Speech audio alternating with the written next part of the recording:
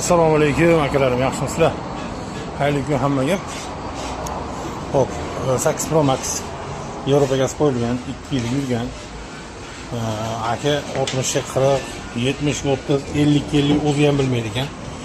Hozir buni nima qilamiz bilasizmi? Buni yechamiz. Yechib 100% propan yuradigan qilamiz. GDI'larda faqat bizda qolganlarni bilmayman. Faqat bizda 100% gazga yurgizamiz. GDI motorga mana g'azabchalar qo'yibdi, qoramlar. Ikkinchisiga o'zini qo'yib olgan. Bu Spark'ga qo'yiladi bu. Akani anchaga tushirgan. O'zini mashinaning o'rnining isparitallarini yechib, injektor oraliqqa tushadi. Miya yechilib bo'lsa 100% propan yuradigan qilamiz. 2 turbina bo'lsa ham qizig'i yo'q. 6 porsionli bo'ladimi, 8 porsionli bo'ladimi? GDI motorlarda 100% gardi.